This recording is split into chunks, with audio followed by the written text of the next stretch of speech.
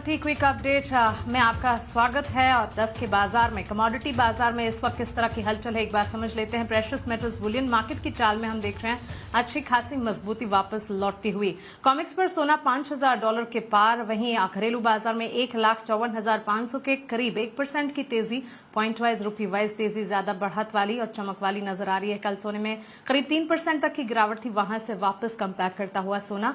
खासतौर से economic indicative action, CPI, महंगाई के आंकड़ों पर खास अब नजर रहेगी। ट्रिगर पॉइंट्स हैं जो कि काफी हद तक प्रेशियस मेटल्स बुलियन मार्केट को इम्पैक्ट कर जाते हैं और अमेरिकी बाजार से ये आंकड़े जो है इंपॉर्टेंट रहेंगे।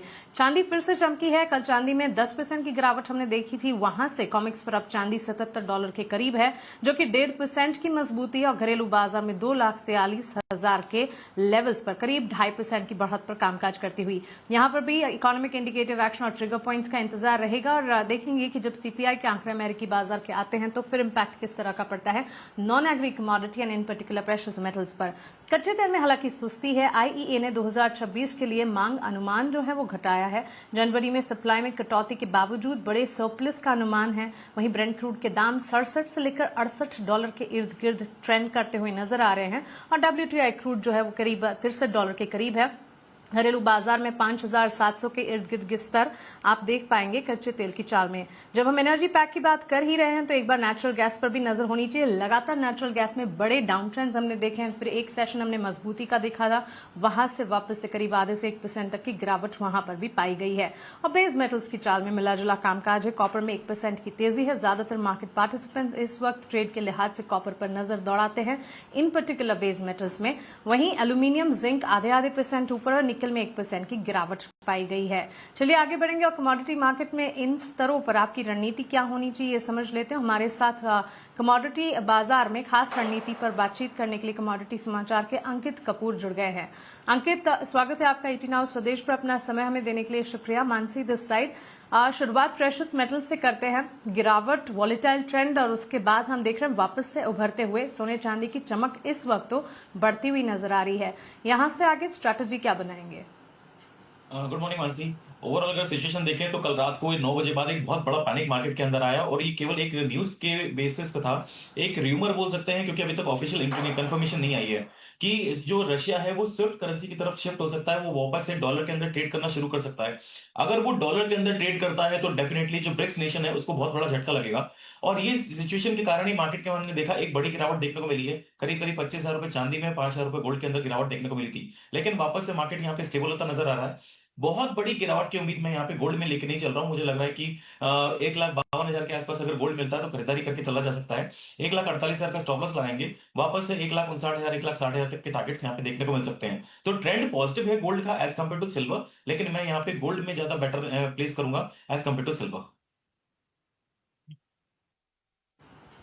ठीक है, कन्विक्शन है दोनों ही गोल्ड सिल्वर में, लेकिन इन कंपैरिजन अगर देखा जाए तो इस वक्त हमारे एक्सपर्ट को गोल्ड ज्यादा आकर्षक नजर आता है। और गौरतलब है कि पिछले दिनों हमने रिकॉर्ड लेवल्स भी सोने चांदी की चाल में देखे हैं। वो सिचुएशन थी जब मार्केट पार्टिसिपेंट्स जो ऑलरेडी एंटर कर चुके हैं वो सोच रहे थे कि क्यों ना और ज्यादा खरीद लिया होता, और जो नहीं एंटर कर पाए थे वो फियर ऑफ मिसिंग आउट यानी कि फोमो फील कर रहे थे। लेकिन यहां से आगे वापस से अब चमक लौटती हुई। बीच में एक कुछ सेशंस हमने देखे थे जब लगातार डाउन ट्रेंड्स भी दोनों सोने चांदी की चाल में थी, लेकिन इस वक्त टारगेट की अगर बात करें, स्ट्रैटेजी की बात करें, अंकित कपूर का मानना है कि 1,60,000 तक सोना जा सकता है। 1,54 के इर्द गिर्द तो इस वक्त कामकाज कर ही रहा है। 1,48,000 का स्टॉप लॉस मेंटेन कीजिएगा। 1.25% के हम देख रहे हैं अप मूव्स, लेकिन 1,754 पॉइंट्स की तेजी इस वक्त गोल्ड में नजर आ रही है।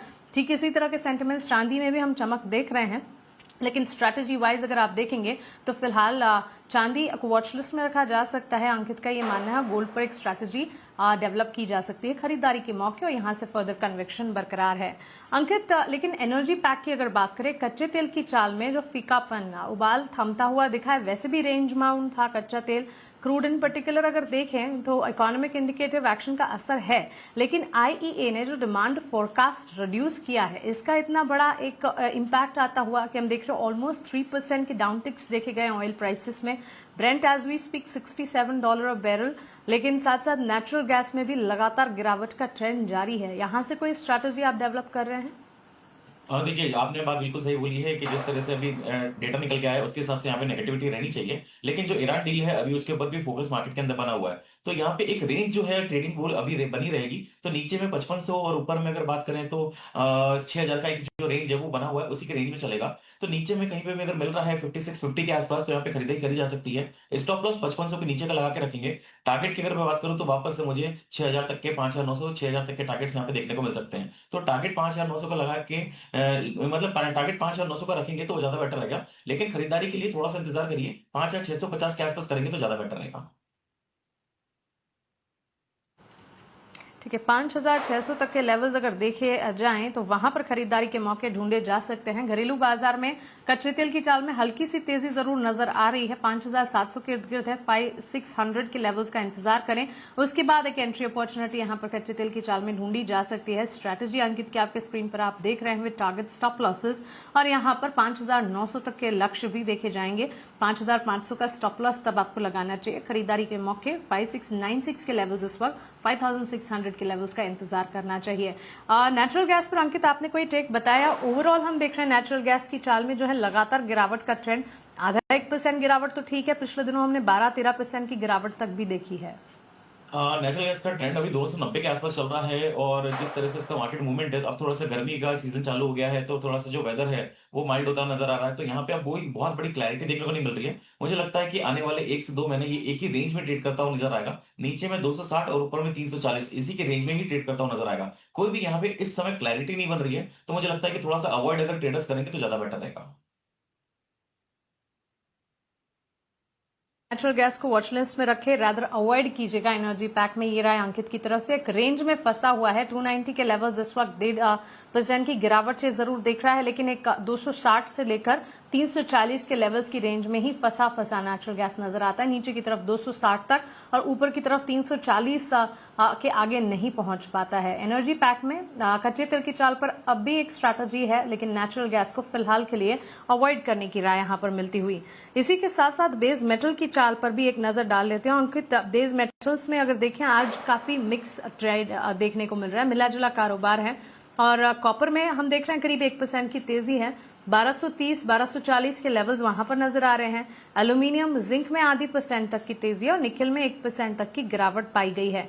कॉपर में जब हम हमारे कॉलर बेस्ड शोज भी करते हैं, बेस मेटल में इन पर्टिकुलर कॉपर पर व्यूअर्स का इंटरेस्ट काफी बढ़ता हुआ दिखा है। मार्केट पार्टिसिपेंट्स के इस इंटरेस्ट पर, आज की कॉपर की तेजी पर, अगर किन्हीं ने पोजीशन बना रखी है, नई पोजीशन के बारे में सोच रहे हैं, तो फिर क्या राय रहेगी? कॉपर देखिए, एक पूरा मार्केट, अगर मेटल मार्केट की बात करें तो पूरा एक रेंज में ट्रेड कर रहा है। कोई बहुत बड़ी यहाँ पे उठापटक अब देखने को नहीं मिल रही है। और ये रेंज जो ट्रेडिंग है ये अभी कंटिन्यू रहने वाली है। तो आज जो फ्राइडे है, वीकली क्लोजिंग का डे है, तो यहाँ पे मुझे लगता है कॉपर अगर थोड़ा सा गिरावट आती है तो 1210 के आसपास खरीदी कर सकते हैं, और 1185 का स्टॉप लॉस लगाएंगे। वापस हमें 1240 1245 तक के टारगेट्स यहाँ पे देखने को मिलेंगे। तो यहाँ पे नीचे लेवल पे बेचना नहीं है और ऊपर के लेवल पे खरीदना नहीं है, एक रेंज में ट्रेडिंग हो रही है, तो सीमित दायरे में ही ट्रेड करना ज्यादा बेहतर रहेगा। तो यहाँ पे जो खरीदारी की राय रहेगी वो 1210 के आसपास रहेगी।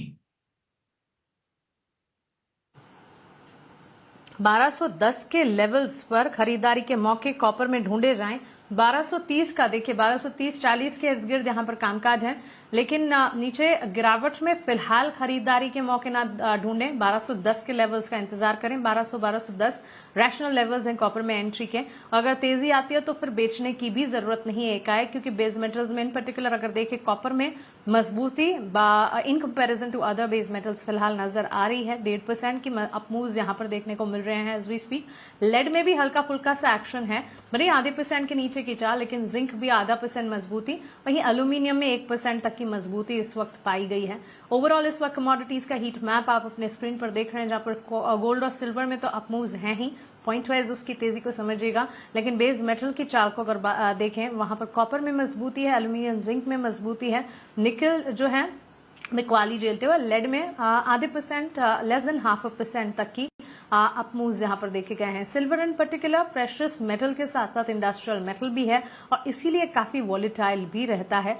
Not just as a precious metal Bharat में ट्रेड होता है, भारत में इस्तेमाल होता है, लेकिन इसकी डिमांड है कई सारी इंडस्ट्रीज में भी है, कई सारे प्रोडक्ट्स, कई सारे सेक्टर्स हैं जो कि सिल्वर का यूजेज भी करते हैं, और इसी के चलते ये वॉलेटाइल भी रहता है और ज्यादा डिमांड में भी रहता है। अंकित, बहुत शुक्रिया आपका हमारे साथ जुड़ने के लिए, सवालों के जवाब देने के लिए, कमोडिटी मार्केट पर सारे टेक्स आपके जो हैं वो हमारे साथ शेयर करने के लिए शुक्रिया। Have a nice day and a great weekend to you. और इसी के साथ कमोडिटी अपडेट को हम यही समेटेंगे, लेकिन एक ब्रेक के उस पार मार्केट की महारत ही लेकर वापस